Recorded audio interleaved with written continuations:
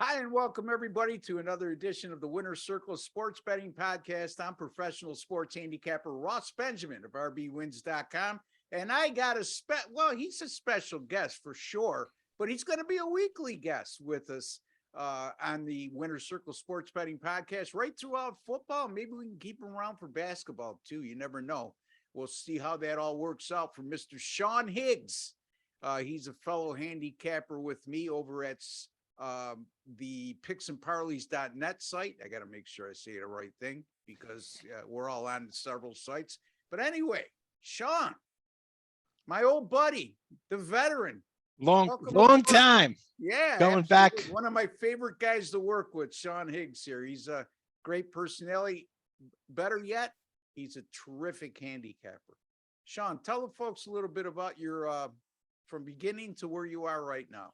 Whoosh. So I started, I guess, on the sites back in 05 that's where I met you on Tony K, the old Vegas Top Dog sites. Yeah.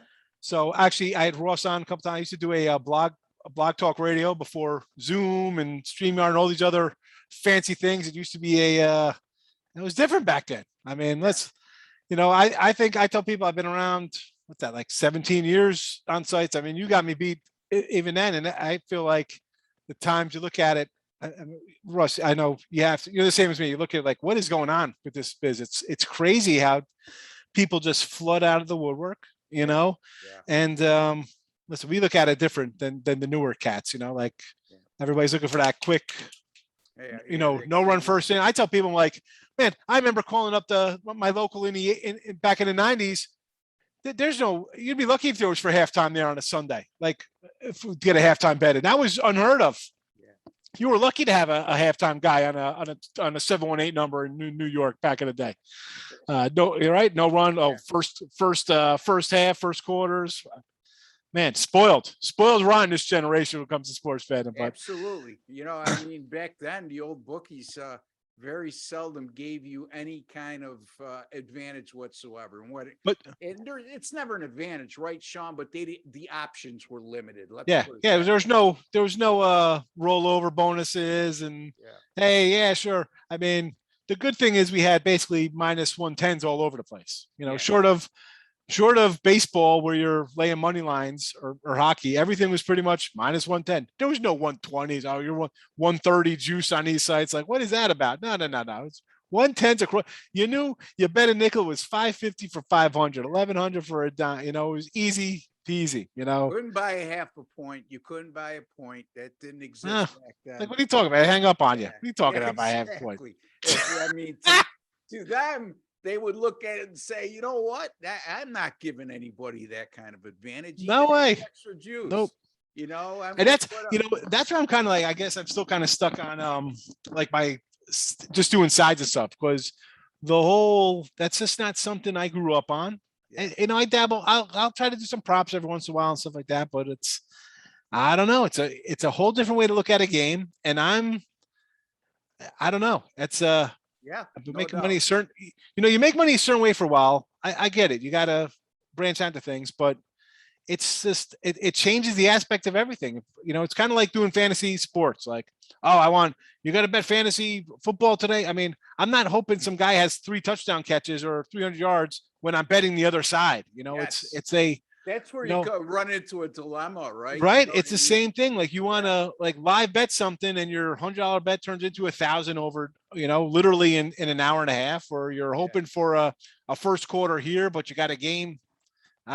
You got to be one or the other. You can't, at least me. I mean, look, a very small proportion of society, with us included, makes a profit over an annual basis when it comes to sports betting. And we're in that echelon of that 2 to 3%. Fantasy brutal. betting, the difference with fantasy betting is 90% of the money being paid out is going 10% to 10% of the people who are actually involved. Yeah. I mean, if it's even 10, I was thinking probably like a 3%. Like, right. So there's too much of a conflict of interest if you are, and that's what I used to love doing a little bit of fantasy, small wagering. to have something going on a Sunday besides what my big bets in the NFL and college football and such. But yeah, it got to the point where, okay, I need this team real bad. I better have 3 players from this team. Yeah. I like this guy's a top receiver, but I can't take him because I got the other side plus the points, So it creates a dilemma. And yeah, I find that mixing the two, other than the small wagering on fantasy, just doesn't mesh. I look at it. I try not to really do a lot of fantasy football. I did it like years ago, and then last year I did a league with my friends, and this year I think our draft is the end of the month. But it's simple. It's I think whether it's maybe 200 a team, whatever, and that's it. It's a flat fee. You got a winner, second place, and that's it. I can live with something like that. You're just having fun. It's not like now they have this daily fantasy. I can't. That's what I was referring to. Yeah, like because that's old. I mean, it's not new. It's been around for years now, but it's I don't know. For me, if you're gonna do something like that, just do the player props individually. I figure that's a. And I would suggest if you're gonna spend a lot of money on daily fantasy, stick to daily fantasy. If you're gonna be a sports handicapper and do it on a professional level, first of all, you have to show years of success, which a lot of people aren't willing to put the time in nor have the patience to do. So anyway, we're going to be talking about NFL regular season win totals on today's show. And Craig will be covering the Philadelphia Eagles. I will be covering the Dallas Cowboys. But before we get to that, NFL preseason football begins tomorrow, Craig. And, we were both on. Sean, I'm not Craig. Craig has hair. Sean, yeah, I apologize. Anyway, Sean, sorry about that. But that's anyway, right. You were on the Power Hour with me yesterday on the picksandparleys.net, which Craig, who I mistakenly called him, is the owner of. Great site, folks. Picksandparleys.net. We're very similar. Giant heads. He's got a little more hair. Yeah. That's where I get confused, but anyway, they're both very well spoken and both great handicappers, if that means anything, but I will make sure I don't call you Craig again. That's it. Just don't call me late for dinner. I don't care what you call me. That's it. So I think Craig will echo that sentiment as well. Anyway, NFL preseason schedule gets underway tomorrow with the Las Vegas Raiders taking on the Jacksonville Jaguars. That game will be played in Canton, Ohio, the annual Hall of Fame game. And I heard you had some pretty strong statements about NFL preseason handicapping and betting. And I couldn't agree with you more on yesterday's show. And first of all, echo those sentiments to the viewers right now. And then also, tell the folks a little bit about your approach to NFL preseason handicapping as opposed to the regular season, which we both know it's an entirely different entity in how we approach those games. Yeah. Well, I mean, and I'm just sure to what you're getting at. I said, NFL preseason, these Vegas, they limit you. They are limited bets. They say, nope, X amount of dollars, 2,000, whatever the case may be. That alone tells you it is beatable. And I'm not the guy who comes in here like, oh, we got a lock and it's easy money. And that's, I don't care. Any game I think should be a lock, right? If you're betting it, you expect it to win, right? If I bet a favorite, it should win by 40. If I bet a dog, it should win outright. The total should never be in doubt. That's all fine and dandy. But NFL preseason, the books are telling you this is beatable because we're a limit. What they don't limit people, right? I mean, you could go in there. If I went in there with a sack of $100,000 in the middle of September and say I'm betting Rutgers, the Dallas Cowboys, the Yankees, give me your money. They'll gladly take it. Exactly.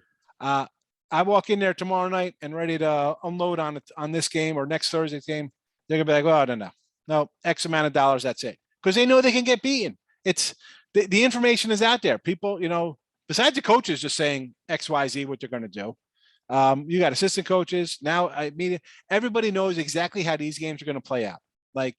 And I'm not saying I'm going to hit every single game in a preseason, but, I'm happy with a 60-something%, which is extraordinary. I'm happy making 55% over a course of, 100 football picks, which, and people, again, newer people frown at that. People will say, you're not good. Well, I'm like, you know what? You might be able to do it on your own for about 3 weeks. Talk to me. That's fine. I'm happy grinding along. I'm not, it is what it is. Would I love a nice And I've had better seasons than others. So you Sure. have a 61% or 50. That's great. It's tough. People say they hit 70. God bless you. I don't know anybody at 70%. I mean, I think it's easier to hit 30% than it is at 70%. Yeah. But again, so preseason, they limit you because the information is out there. Like tomorrow's game, we know Carr's going to take 3 snaps, throw 1 pass, 2 handoffs, they're out.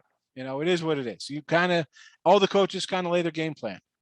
So there's that. I'll tell you right now, I got this total and I got on the sites. Somebody's going to buy this and be like 33. It's 30. Well, we're not betting games day of. I'm not waiting for the NFL channel or ESPN or Fox to come in and Lee Corso to put a helmet on and say, we're backing these guys. You're not going to make money. If you're chasing, the line's already moved 2 points. You've lost it. Maybe it still catches. I don't, I mean, I'd rather be ahead and get a better number. And it doesn't mean it wins like the old closing line. You need closing line. Yeah. Sometimes it wins. Sometimes it's like anything. It's nice to have the good number. You think you're ahead of it. Will you win in the long run? Probably better off than others, but hey, you're still gambling, folks. It's still betting. There's money to be made is Craig's point. Craig. Yeah. And the information's there. Sean's Look at point. it. It's on Twitter. Yeah. Me and Ross are newspaper guys. Like it used to be in a paper. The coach would be like, yeah, we're going to look to do this in this game. We're going to try to run it. I want to see how this backup is. And that's, again, more preseason stuff. I think you're good to make money for taking unders because who wants to get hurt? Yeah. Half the teams have playoff or Super Bowl aspiration, right? They think teams have a shot. They're not looking to get hurt, number one. So that's a good thing to look at. And the total and lines. People are going to see like +3s and be like, oh, I'm going to buy a hook folks, there's no ties. You're going to get, you want to bet over 2-point conversions in the game. You want to do a prop, bet that every game. That's a good chance of happening because no one wants to go to overtime. It's a 2-point conversion. Who cares if we lose by 1 or win by 1? We don't care. It's 4th and 17. We're going for it. It's the end of the game. I'm not kicking Yep. So that kind of, you got to look at that kind of stuff. Winning doesn't matter to most of these coaches. Now, there are certain coaches that love to win. Hi, Jim, Harbaugh, who's 20 straight covers. He likes to win. Belichick likes to win. But they're looking to get healthy. Most teams looking for execution, right? We want we're trying to round out a playoff roster. So we want to see these linebackers or D-backs or somebody, an extra lineman. And then the old motivation. You got a coach, Doug Patterson's coming in here for the Jaguars. I like the Jags tomorrow, +2.5. Why not money line them? Super Bowl head coach taking over a franchise that couldn't get any more run into the ground than what it was last year. And everything you see, the players are excited, right? We got a new coach. He's going to come in, flash a ring, say, hey, listen to me. I know what to do here. Follow my lead. They're going to be gung-ho, So where's the motivation on a bad team, right? Looking to kind of change the culture. That's always like change the culture. Of course, you got a new head coach, your team's garbage. But on the Raiders side of things, they're a playoff team, right? You got a new head coach, but he's looking I want to find a good guy to round out my roster. We should be a playoff team. We're a playoff team last year. Let's get it over the hump and maybe do a little something more. So, different little things that I look at. That's I'm sure a lot of people look at the same things, but that's what you should look at in preseason. I'm a big proponent of head coaching philosophy during the preseason. Yeah. I mean, there are guys who can care less if they win or lose. They're just out to evaluate their roster more so the back end of the roster, especially really good teams that have maybe 5 or 6 slots open. Buffalo's a perfect example of that this year. Yep. And I could tell you that Sean McDermott has gone 8-0 straight up in ATS in his last 8 preseason games with Buffalo. But that's more a result of the depth, the quality and the talent, depth exactly that they've assembled. The other thing I like to look at is starting quarterback depth. Okay. Yes. Second and third string quarterbacks are unequivocally very important when it comes to NFL preseason handicapping, because just like Craig, I keep saying that. Just like Sean, we are talking to Sean Higgs, by the way, of picksandparleys.net. And excuse me, because for whatever reason, I have Craig Trapp stuck in my mind when I talk to Sean. So because we're all on the same site. Yeah, exactly. Anyway, Those are the things that I look at. And as far as the limits go, we talking about old school. It used to be, we used to call it a circle. And what that means, folks, back in the old days, is the bookies would circle a number, which most times than not said that you could not bet more than $200 on a particular game, either because of uncertainties or during preseason time. And quite frankly, folks, you should not bet a lot of money on preseason, even though that we have winning track records in the preseason. Last year, I won 10-6 in the preseason, finished 8-2. We've had 4 top 10 finishes since 2010, according to sportscapping.com. But having said all that, it's still an inexact science, right? Yeah. Sean, Listen, I agree with you. With you talk about QB death. I was talking to on my little show today, Midday Money, Geno Smith and Locke for Seattle. Like those two guys, people are gonna be like, "Oh, Seattle's gonna be terrible." You know what? I kind of like them in preseason, right? I mean, you got who's one of these. It's not like this team's got a franchise quarterback on the roster. These guys are going to come out. They know what they are, right? They're going to want to prove something. They're going to get a lot of the snaps. That's a team to look to bet on.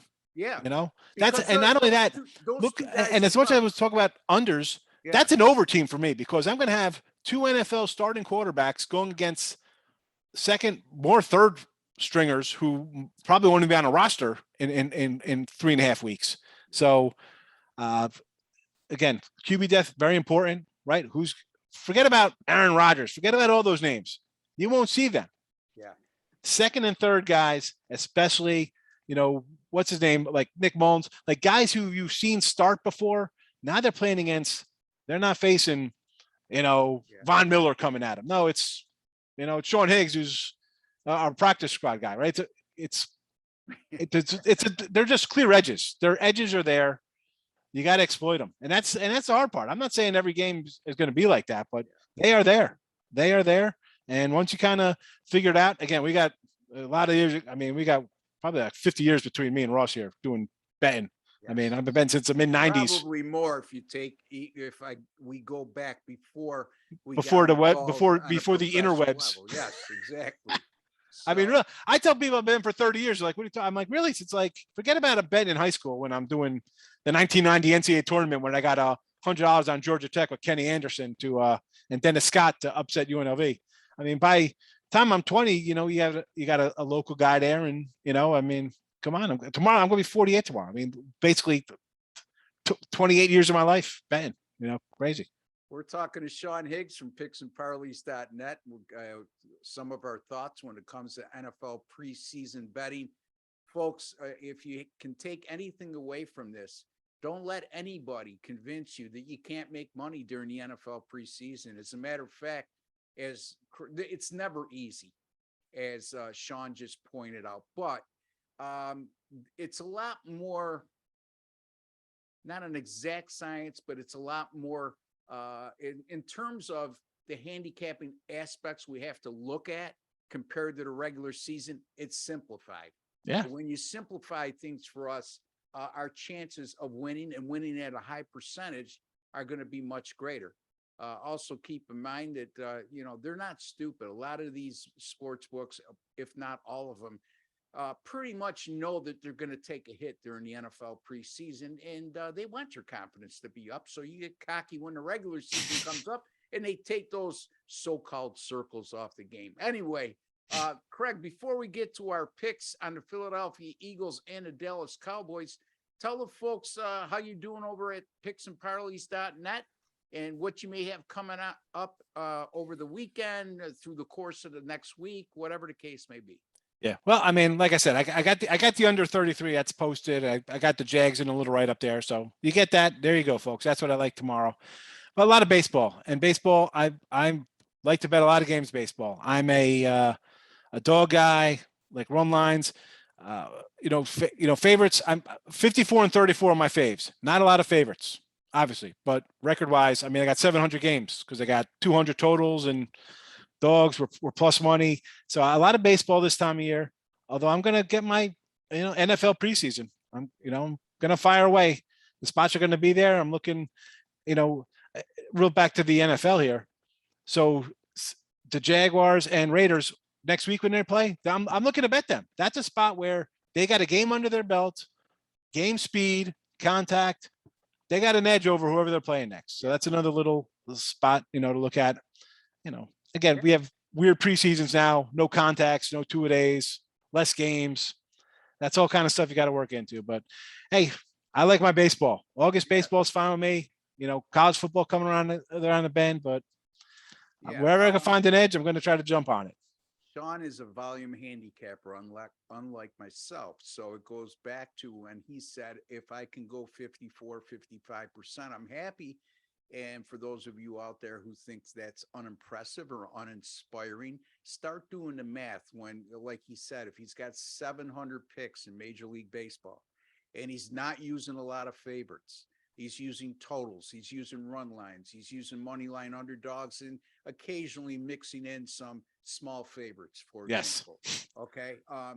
If you hit 54% with that many plays, and you're using the money line parameters in baseball that he's using, you're going to make a lot of money. Just take $100 a game and do the math on 700 plays at 55%, for example. We're on sports capping together as well as picks parlays. Same games, and I got 5 less wins on picks and parlays because listen, if you totals change. Yeah. So 5 wins there that get flipped to from a push or to a loss. It's from a $3,000 plus 3,000 on sports cap and plus 1,600 on picks and parlays based on a push to a win to a loss to a push or a push to a loss. It adds up, and that's just baseball totals. I mean, we're not even talking when you get to, I'd love to come back college hoops. I love college hoops. Another sport I fire away like a machine gun, but again, these half points, and I'm not saying go buy half. I don't buy runs or half point stuff. I'll never do that, but they add up. It's a $1,500 difference. Same games, 2 sites, $1,500 based on a push to a win. I like to use sports capping as my official record site. I like to match it with my own website, which is rbwins.com. Nothing against picksandparlays.net. Great site, and it's been very good to both of us. But sports capping, I like to use them because I can go back and look at MLB totals. How we could do a the history. I can go back to 2009 on that site, and it has. And I mean, you could go back to all your picks on picks and parlays, but sports capping, you can go every sport totals, money lines. It breaks it down. Months, everything. It's fabulous for keeping records. And I'm not saying I favor that site over any other that I'm on. That's just good for us. It's good for us to keep accurate records. Yes. And know where our areas of strength have been in the short term and the long term as well. So because everybody says like, oh no, you don't have, it's easy to come in on Twitter and say like, oh, I'm hitting this. Well, you can go look me up for the last decade on sites, 12, most of them go back 12 years and then, that's the problem is 95% of these guys in this industry are monitored by becauseIsaidso.com. Anyway. All right, let's get to our NFL regular season win totals in Mr. Sean Higgs, not Craig Trapp, is going to give us his winning pick on the Philadelphia Eagles, who I believe right now their over and under win total is at 9.5. Correct me if I'm wrong, Chip. 9.5. I'm seeing a minus 130, 145. Shop around 15 cents, but again, it's and it's, let me tell you, this Philly team, I look at it, I'm like, man, 9.5. And then I go through their schedule and I got them as a fave in basically 12 games. Pick'em's in a couple. And that's just shocking to me because last year I saw this team at 3-6, and then they win a couple down the stretch against no playoff teams. And the Cowboys rolled them, the one playoff team they played. And yet it's a 9.5. So they got to win 10 games. And then you go to their schedule. I'm like, how can they be favorites? And I wrote them down, I got all the lines from the shoe book. I don't see this. I mean, again, I got to lay 145, 130. That's like really the top of my food chain. We mentioned my baseball. I don't like laying kind of numbers like that. where are their losses? Say they split out here in the NFC East. Maybe they go through like one. I'm a Cowboy fan. I like Dallas. I got a Randy White signed helmet up here. I think I don't think Dallas is I think they're an under team. Dallas. You got offensive line problems. You got one running back who your best running back doesn't start. You have one wide receiver. I think they're a tough team. Washington, I don't know what to expect. And I think the Giants take a step forward. And I look at the Philly road schedule or non-conference. At Indies, I think a loss. Green Bay at homes, I think a loss. I think they lose at Tennessee at home. But then I believe I'm going to say this. People are going to laugh at me. They got Houston on the road in Houston. It's a Thursday night game. I like Houston to win outright that game. Like, that's a tough spot. Road game on the road, and you're a 6-point favorite. Yeah. Sign me up for the dog. I'm going to have to say, I just don't want to lay the 145 this year. Yeah, I think you're talking about, and what he's reiterating, or I should say, what he's alluding to is the fact that you don't want to tie your money up for 6 months on a minus 145. It's not, and to me, is it really worth it? I mean, they got Sirianni's a decent head coach. Do they love Hurts? I don't know. They were trying to get Watson and Russell Wilson in the offseason. Yeah. You bring AJ Brown, great. Devontae Smith looked awesome. Jared Rieger, maybe he takes a step forward. They signed. I like the Pascal signing from Indy, actually. Yeah. But again, it's all about I'd rather pass on. I'm like you, right? Yeah. I'd rather pass on something than come in and say, I kind of like it. Well, I do kind of like. Let's just say this. It's an opinion pick. It's not. Yeah, and I'm going to give you the same thing with Dallas. I'll give you an opinion, but it's not going to be something that I bet on.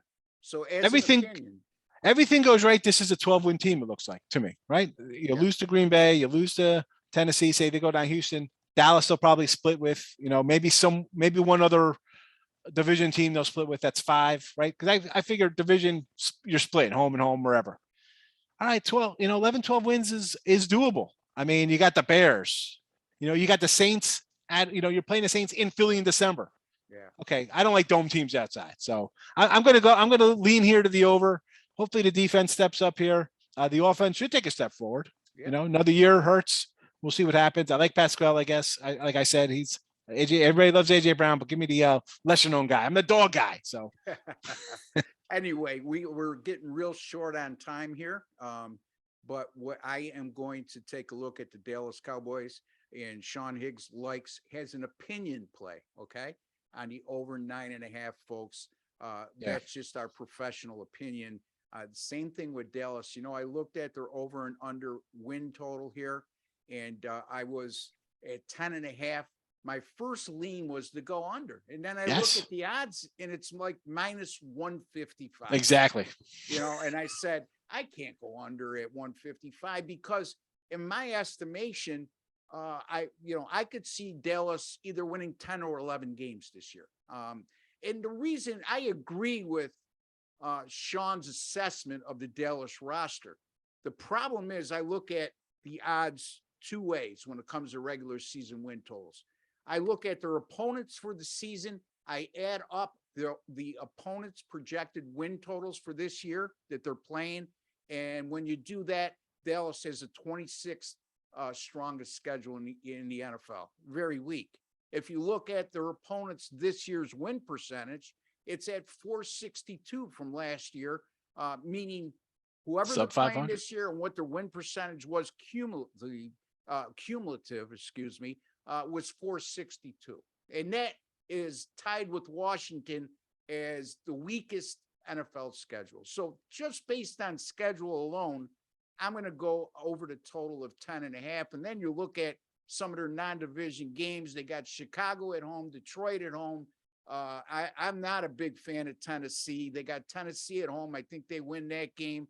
And then you look at their division schedule. I project them to at least go 4-2 within the division. And then those cupcake wins, at least 4 non-division cupcake wins they're going to get. And now I narrowed down to 5 games, and I got them winning 8 in those other games I just mentioned. So I need to get 3 wins out of those other 5. It'll be close, okay? I would not be shocked if it falls right on 10 or right on 11 with Dallas. Yep. I'm going to have a very small lean on Dallas plus 10.5 at odds of plus 120. Craig, Sean. It's boy, oh boy. I'm going to start finding myself when I do that, and I'm going to start sending you a sawbuck every time I call you Fred. Anyway, It's after today's show, I could stop. I don't have to bet anymore. just be on a show with me 5 times a week. That's all you need to do. Anyway, thank you for coming on today. We look forward to having you every week in the upcoming football season. We got one good one here in Sean Higgs. You could find him at picksandparleys.net. You could find him at sportscapping.com. One of the finest handicappers in the country. He's a volume handicapper, but he does awful well with that volume, folks. So you can find me at rbwins.com or picksandparleys.net or sportscapping.com or sportsmemo.com, whatever you prefer. Anyway, until the next time, folks, take care, good luck, and God bless.